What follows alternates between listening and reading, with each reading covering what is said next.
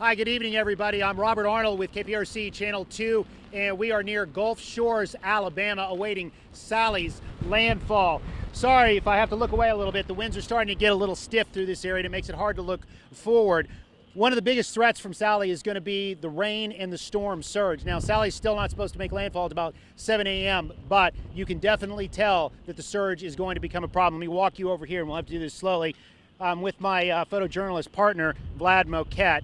And it gets a little bit treacherous here. We had to leave the beach area because that storm surge was getting too much was coming in. But you can see over here, and Vlad, if you can point over there, the storm drains that line the main road going towards the beaches. This is Coastal Gateway Boulevard, are already full. You can see some of the traffic barrels there that are floating in the water. So that's probably one of the worst signs. When those storm drains fill up, that's bad because now the water has nowhere else to drain.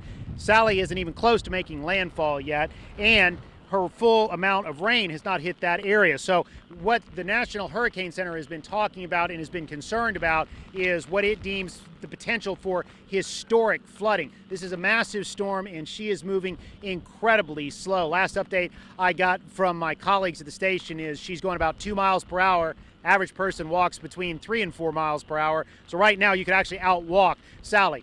When it comes to any kind of tropical storm or hurricane, one moving that slowly is just bad. Longer it's out over water, that gives more of a chance for the strength to intensify, as well as just keep pushing that water in, and it just keeps lashing the coast. We started, I'd say, about 10 a.m. today, and we were on the western shores of Mobile Bay, and those communities on the western shores near Dolphin Island were already getting lashed by high winds and really strong, persistent waves. We saw a lot of smaller piers and smaller structures get dismantled by that constant wave action and that constant wind action coming through. So if you think about it, we started 10 a.m. Central Time, and you know, it's just after 9, so we're going on almost 12 hours of just this kind of constant wind and rain, and the full might of Sally still hasn't hit the Alabama coast yet. Now, the U.S. Geological Survey, the reason to talk about this potential for historic flooding, the U.S. Geological Survey has been running models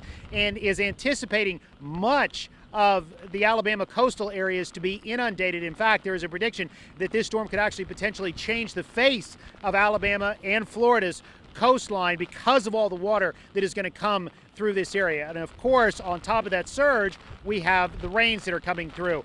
We've been listening to emergency management officials in Mobile County as well as Baldwin County and the other counties, and one of the things that there is a real concern about too is river flooding, because you're going to get all this water being pushed in from the Gulf. That means the bayous, the storm drains, they don't have anywhere to go, because when it comes to water, all roads lead south. Well, everything's full. So then you have that rain that's going to be dumped inland on top of these major rivers. That's just going to cause those rivers to go well above flood stage. Matter of fact, the predictions right now is that several rivers along coastal Alabama are going to go well above flood stage. Just to give you a little bit of a reference point, if you're not familiar with this part of the United States, we are just east of Mobile, Alabama. We're near Gulf Shores, Alabama, which is right there on the water, and we are just slightly west of Pensacola, Florida. All of this area along coastal Alabama into Pensacola, Florida, and beyond is expected to get this surge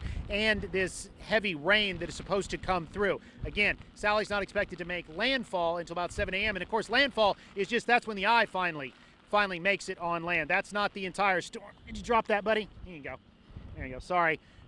That's the other unfortunate thing. You got to keep wiping the lens because of the rain that comes through. Now, curfews have been instituted in all these coastal counties, Baldwin County, Mobile County, all of these areas, because they don't want anybody else on the road. And good reason for that. Even though Sally is still far away, the way the wind and the rain is coming in, driving is very hard. It's very difficult right now. You can't see. There's pockets of water everywhere, and there's certain spots here as you get closer to the Alabama coast where it's dark. There's not big street lights, so you can hit a number of little so-called landmines very easy without realizing it. And so they want to make sure that everybody is off the roads. They don't want anybody sightseeing. As a matter of fact, I was listening to a rather perturbed chief of police for Orange Beach, Alabama, and he's basically telling everybody, hey, we're closed for sightseers.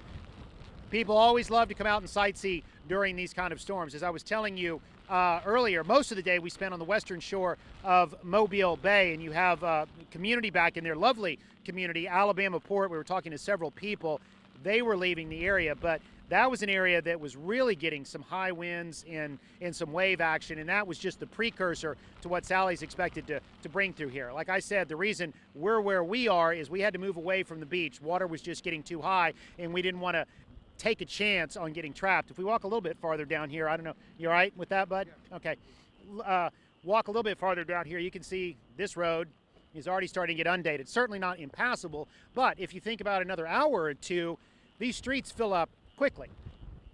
So that's the thing. You don't want to take a chance and look at this area and go, oh, okay, you know, it's not too bad right now. Well, you have to consider that things can go from not bad to god-awful in about 30 minutes with these type of hurricanes. So that's the reason we moved away from the beach. We just didn't want to be trapped. We want to make sure that we had access to higher land and we could head further north. Now, as far as when the storm comes ashore, what exactly we're going to see, we're still waiting, but the warning and the word is torrential rains and extreme storm surge through this area.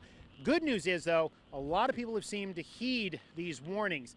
It's been a veritable ghost town where we were when we went from the western shores of Mobile Bay.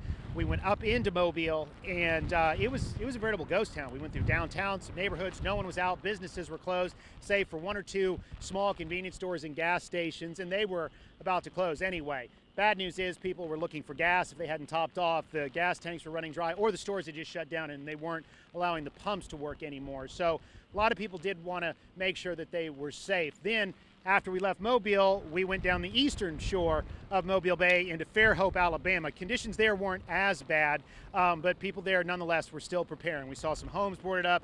Again, businesses shut down, everybody preparing. Interesting thing, though, about Fairhope is higher, much higher elevation. There's actually hills going through that area, so they weren't as worried about the flooding, but they definitely were concerned about the wind coming through the area.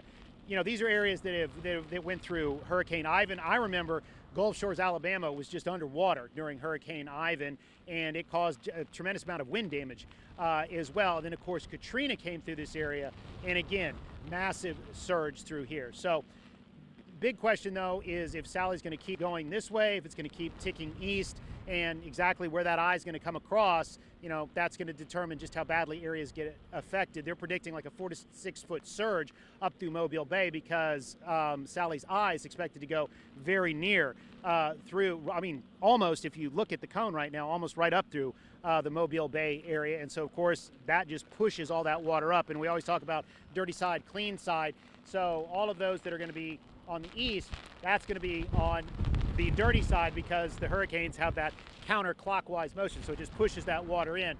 I know we were in Biloxi last night and they were terrified. It was predicted that Sally's going to come right through there. They're breathing a sigh of relief because they're going to be somewhat on the clean side, so you get some of that water being sucked out rather than pushed in right there off the Gulf. So we're here near Gulf Shores, Alabama. We'll be here for KPRC Channel 2 for our 10 p.m. Central report, and then after that we're probably going to start heading a little further north just to make sure we don't get caught by any of this surge. Everybody, if you're in this part of Alabama, if you have any friends in coastal Alabama, in coastal Mississippi, or in the Florida Panhandle, please give them a heads up. Tell them to be careful. This is a very dangerous storm that is coming ashore.